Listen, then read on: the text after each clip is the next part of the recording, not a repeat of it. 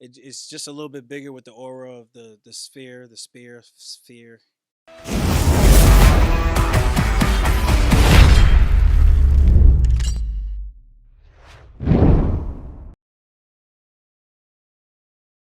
Helen Yee here at the Weekly Scrap Studio, being joined by the one and only and the now number 15 pound for pound, Mr. Aljamain Sterling. Always great to see you. Last time I saw you was at Merab's house when you hopped the wall. Here we are, Aljo. Yeah, I knew Aljo was gonna hop the fence. Let's go, show camera, show camera. What's up, guys? Aljo, did you bring your swimsuit? I didn't bring my swimsuit, so I can go across the street and get it. It's a party. We was talking about our neighbor Aljo. He show up just Yeah, like, I knew he was gonna hop the wall. wow, it's crazy. Nice to be in your studio today. Yes, thank you. Super excited about everything. It's a big week, and I'm excited for my guy. I love the shirt. You're rocking the shirt well. Have there been any interactions so far? Like, what's this fight week been like? Because I know the build-up, I mean, it was pretty intense. The typical stuff when it comes to title fights, just very busy, a lot of media stuff. I saw that there was an interaction with Sean and Merab, I think yesterday. So it's nice to see that there was a little bit of eye-to-eye contact, and I think his coach was there too. He told him, "You want to fight now? You want to fight later?" So good stuff. With Merab, we all know your brotherhood, your friendship. Like I mentioned, I mean, last time I interviewed him, you just hopped the wall. He's your next door neighbor almost. So for Sean O'Malley, it looks like he was talking about your guys' brotherhood and your friendship and kind of questioning that. Like, what do you make of, those comments by him? I think it's simply the art of war. He's just looking for things that he could try to tug at to see if he can, I would say, try to get in Merab's head a little bit, but it's of no effect. But it's just cute to see him trying to do stuff like that. But it's gonna be a great fight. So I'm excited about that. I don't think we could fake this. We're literally neighbors. I'm not sure how you can fake that, but I guess. Does he ever just hop over your backyard and come hang out? Yes, we all know he has a girlfriend and fiance, Yeah. and then Aljo not allowed to come by himself. Wife. Wait, is there that many ladies that come over here? How many girlfriends you got? No, I'm just kidding. Is it wild parties? Um, it it might not be the best late night activities. I'll just say that. So to keep my house happy, I go there when appropriate. Any crazy things you've seen? Um, you know, if the walls could talk, uh, but no, I'm joking. But I haven't seen it firsthand because I'm home when I need to be home. I go over there when it's time to go over there. Right now, it's pretty calm over there. You can tell it's fight week ready. Yeah, 100%. Marab's dialed in. He's cutting weight. Just trying to stay mentally focused. He's got that extra pound now that he has to lose, which makes a big difference.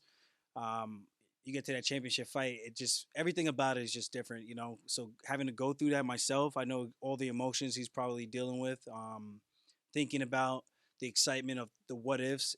You get your hand raised, get that belt wrapped around you, what that means for him, his people, and even just the teams here in Las Vegas and the teams back home in New York. Like I mentioned, the bond that you guys have, and this is the biggest fight of his career, for the title, but it's against someone that you shared the octagon with not too long ago. So does this kind of mean a little more for you, being that it is your brother and there's storylines out there saying, is he gonna avenge, Aljo?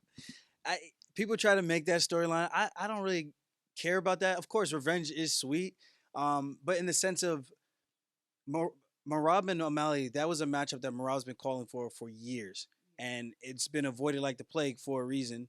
And now that he's in the driver's seat, he has nowhere else to run at this point. He has to show the world if he's good enough, as he says. And don't get me wrong, O'Malley is very good at what he does. His skill set that he brings is very dangerous. But if you watch the way I break down fights, you watch the fights. He's not one-shotting guys and just putting them down like an Eddie Wineland. Even in my fight, he dropped me, and then he followed up with some shots. And although I still think it was stopped early, as I'm turning around to try to get up, they decided to stop the fight. Yeah, he landed a couple good shots, but I was also still there looking and competent. So with that said, You look at the Eddie Wineland fight. You know, the guy's a little bit over the hill that he's knocked out. You look at Chris Martino, who stepped in there short notice, and how many shots did it take? He didn't even get to drop the guy. I mean, I think he actually did drop him once, right, in the third or second with a. I think he took like a knee for a split second, got back up. But my point remains: he's not a one-shot kill type of guy unless you run into his power. And the guys who run into his power, even myself, you know, they get dropped. You know, so for him, he's got to stay dialed in with his game plan. Um, this fight could go one way or the other very easily. It really just comes down to who implements their game plan and can impose their will first. And the other factor, who gets tired first. So we get out of that first and second round. I think that's O'Malley's best shot of trying to get a finish. If it doesn't, I think he's in for a long 25 minutes or less getting ragdolled. Well, speaking of game plan, though, I know when Merab spoke to the Schmo, he mentioned that he kind of wants to fight this fight Mexican style and fight it O'Malley style. So, is that something that we may all see this weekend? You know, I won't reveal his secrets, but I just want people to know, like, I try to be as fair as I can and be as unbiased as I can.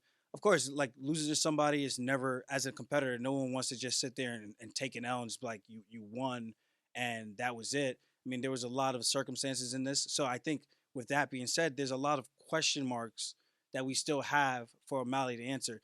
Fighting Cheeto, who was ranked 6 at the time, and then the UFC somehow with no fight just bumped him up to 5 just to make it look like he's fighting a top 5 guy, to make it more appealing to the fans. Don't get me wrong, Cheeto beat him the first time, but we understand the circumstances with that. And for him to go out and avenge that loss versus fighting the next number one contender, where Merab, I believe, was ranked number one at the time, but he skipped number one to go to number 6.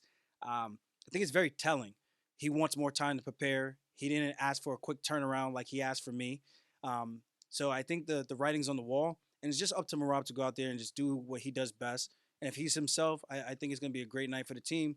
And again, there's a chance for O'Malley to win. There's a chance for Merab to win. It's a fight. Anything can happen, and you never know. You might see the Mexican Merab come out. Oh, that'd be a fun one. That would definitely be a fun one. But obviously, we know the path of least resistance is going to be test his grappling, test his cardio, and if O'Malley's going to try to make it a boring fight by just sitting on the outside the whole time, I tell him, it's like, don't be like me. I had the game plan and I rushed it mentally. I just wasn't focused the way I should have been. Normally I stick to the game plan. It's like, don't make the same mistake I did and get over anxious and give him what he wants. Let him come to you and you slowly chip away. And I guarantee you good things are going to happen. You know, we broke him down. I've been in there with him, so I can speak to what he's very good at, which I've been giving him praise since the Contender Series. You know, he's a very talented striker, moves well. I think he played basketball, so he's got some good quick feet, quick pivots and things like that. So we think we did a great job giving him those looks as best as you can without getting the real thing, right? So hopefully we did our homework and we left no stones unturned, and the fans are in for a good fight. I know you're a great analyst, and as we all see on your YouTube, the weekly scraps, after Umar's fight against Corey Sandhagen, you kind of talked about, how he looked in that fight and what would be next for him. So he'll be in town this weekend. Do you feel, regardless, I mean, how the fights play out, that no matter what, Umar should fight the winner? I mean, based on what I say, because I'm everything on merit, right? I think the guy who worked the hardest and has earned his right to be there. I mean, yeah, he only beat one top 5 guy. I have to go facts of facts. If the UFC wants Merab to fight him, then that's who's next. I believe now him beating the number 2 Sandhagen puts him at number 2. So on paper, he should be the next guy. But as we know, the UFC kind of tends to do whatever they want to do, what they feel is going to sell the most. And I wouldn't be surprised if they shake things up and say, okay, maybe Figgy's in, or I wouldn't say Jan, but there's not clear contenders right now other than Umar and Deiveson Figueiredo. Yeah, and what do you think about Davison, moving up to 135? I mean, racking up the wins. He's been looking really good, had that win over Cheeto. So what do you make of kind of his future in your former division? Yeah, the last one, he looked good, but there was some stuff that I'm like, man, that might be, and it comes back down for him, his gas tank. When I look at Figueiredo in that last fight, he looked great. Like, some technical things he did really well, but the fatigue always worries me with that, especially being the smaller guy coming up. I think now he's filled out a little bit more. He looks more like a 135er. He's got the speed. He can crack. We know he could pop. Um, so with that said, I think he's been doing all the right things, and we'll see if the UFC does a number one contender between him and Umar, or one of those guys slide into the next title shot after the winner of O'Malley versus Merab when Merab wins. You mentioned smaller guys, someone that wants to go back down to 125, someone that you fought and beat, Henry Cejudo. Do you think he will kind of make that cut and go back down?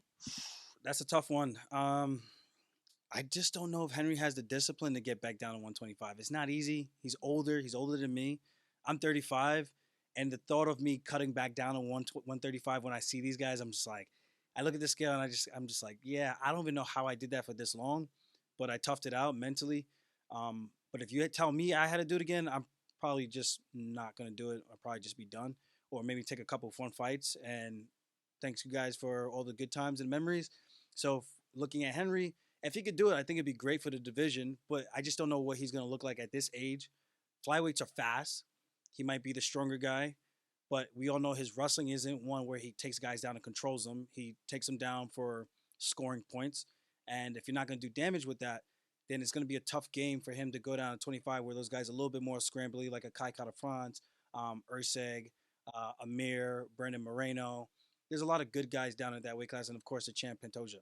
Well, you're looking great, looking healthy. 145. You have a big fight coming up against Movsar. He's been saying a lot online about you, though. Yeah. He's been talking a lot of shit, which has made me reveal some of the stuff that people have been saying about him behind the scenes. I know people say I don't have evidence for what I've been saying. I like the whole thing with the debate, like people saying, you didn't see them eat the cats. I'm like, yeah, but if 100+ people are coming out and saying that, then are all these people lying? I don't know. Like, that's just a crazy coincidence for everyone. It's almost like the Me Too thing, right? Everyone now has a story of what happened in their own account. Now they want to reveal it to the world. It was like, well, why didn't you say that from before? Now the same thing with this. I had no reason to bark up that tree until he started running his mouth. I'm like, oh, you want to play games? Okay, so let's let the art of war take shape and see what happens. No one can ever say anything about that, about me showing them or teaching them or knowing doctors that can help them do certain things. But for him, you can't say the same. So I think that's the difference. And again, I don't have proof of watching him actually stick a needle up his ass or knowing the direct person. But when that information circulates in the community and comes back, I like to think where there's smoke, there's fire. The same thing with TJ. Where there's smoke, there's fire. And Cody Garbrandt called him out at the press conference, and it ended up being true. Cody Garbrandt said it at the presser. He said, you're the one over here trying to teach people at the gym, and no one from the media talked about it after that. So I don't know. I feel like there's a lot of guys still finding ways to get around the rules. It is what it is. We're going to fight regardless. I fought multiple guys, I'm pretty sure, that have done stuff. Whether or not they got caught, it is what it is. But only them in their conscience could actually have to sleep with that at night. Maybe the joke's on me for not being one of those guys to take advantage if I can't afford to pay for a doctor to help me get past these tests. Maybe the joke's on me. But I actually value my health when I retire. I don't want my tendons and ligaments falling apart where everything I do, I get injured. My quality of life is important after fighting. Fighting is great now, but you see too many incidences where these guys are doing stuff now to their bodies. And when they get older, they look completely different and they just don't look like the same person that they were before they started using PEDs. So it is what it is. It's a tough fight. Two high-level grapplers. And I think I just edge them out in every department. The only thing that, if I'm being fair, the only thing I think Movsar might have on me that he's been able to show of late that I haven't shown is the cardio. Because he can go at that pace the whole time. Kind of reminds me of a Merab, and I'm not ignorant to that. I can break things down and not be biased. But I know we'll be ready to go 15 minutes. I believe I saw him also post that he feels he could finish you in the first round. Do you see this fight going the distance, or are you looking for that early finish as well? If I could get him down to one of my power positions, I definitely see I could finish that fight, especially in the first round. He's just all talk right now, and I think it's just cute coming from him. He's fought how many guys in the UFC? How many finishes does he actually have? And even on the regional circuit, he doesn't have many finishes in that right? So what are we even talking about when it comes to that? He's just I think he's just trying to take advantage of my fan base and I hate saying words like this, like popularity. I think he's just trying to, being that I have that audience and he has his audience overseas in the Eastern world. I think he's trying to use what I have to try to create some friction to get him known a little bit more, because we all know the states typically control who gets what. He's a very popular guy, but it's all overseas. No one knows him. When I talk about him, who's your next fight? Movsar. Who? That's literally what everybody says, and I have to explain. He's this undefeated Russian guy. He's pretty good. Like, yeah, I never heard of him. I gotta look him up. I was like, did you watch his fight with Arnold Allen? Nah. It's actually sad because he's a very talented guy, and I'm not saying this to be like a dick. I think he's a very talented fighter, and this is his opportunity to now build a fan base here, and I'm willing to help him do that, and then punish him and take his O. With the win, are you going to celebrate with Funk Harbor? Of course, gonna celebrate with this fine premium Jamaican rum, crafted from 3 different Jamaican distilleries, aged 2 to 5 years. You know how to have a good time. I definitely know how to. Not the Merab good time, maybe, but I definitely know how to have a good time, and I definitely look forward to just what's gonna happen the next day, even the night of. To beat a guy like that. He's ranked 6 now. He beat Arnold Allen, and then Arnold Allen beat Giga Chikadze, and they bumped Arnold Allen to 5, and now put Movsar to 6. It's very strange, even though he just beat him, like, I think earlier this year or last year. Super strange, but it is what it is. I beat a guy like that. I think it puts me in the top 5 conversation, and then maybe the winner of Diego Lopez versus Ortega, I fight that guy, and then I fight for a world title. well, you're now in the pound for pound rankings. I don't even know how they booted me out the first time. I'm like, it is what it is. Like, I don't know who controls that stuff. It's cool, but honestly, it doesn't really mean much. It's just a bunch of opinions. But I will say it is nice to see. I guess the panel, whoever is controlling that, recognize who has done the most in the sport. I mean, to go up a weight class after being the winner at 135 for so long, defending the belt 3 times, and going up and then essentially dominating a guy who has gone to wars with all these different guys at featherweight. For them to have taken me down after a win was kind of weird, and it wasn't like just a normal win. It wasn't like a dominating, finishing, devastating fashion like that, but it was a very dominant win, where I shut my guy down to 4 or 5 strikes, who's known to put on these crazy, masterful knockouts or performances. Lastly, in the main event of your pay per view, it's Alex Pereira versus Khalil Rountree, someone who also trains here in Las Vegas. I mean, what are your keys to victory for both guys? That's a tough one. If I'm Khalil, I would say Russell, but he's got knockout power too. They're both scary power punchers.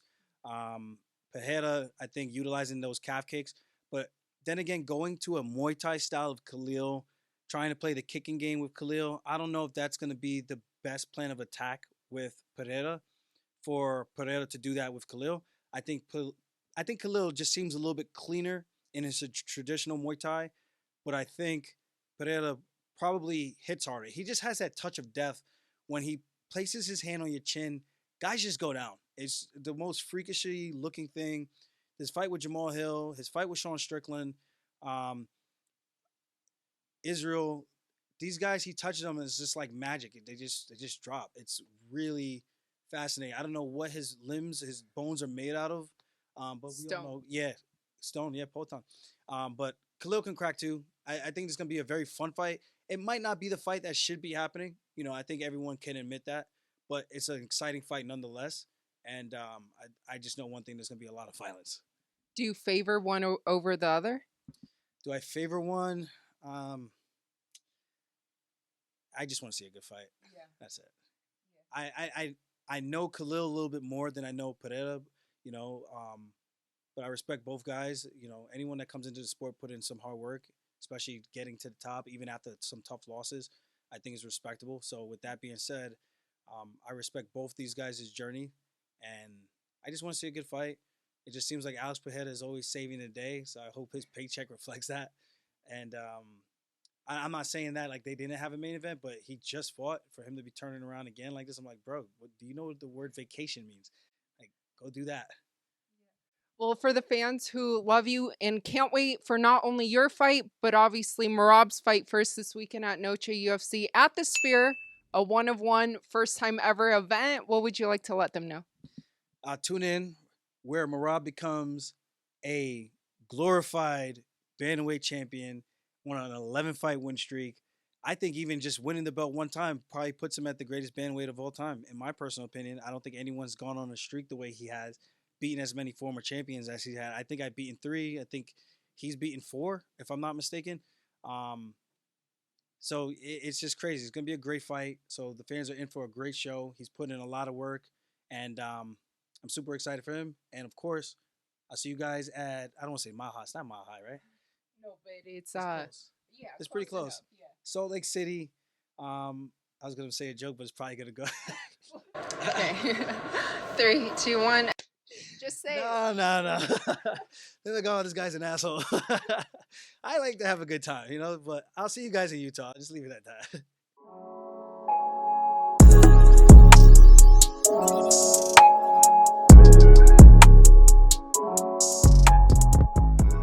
If you haven't, get yourself some Funk Harbor to celebrate.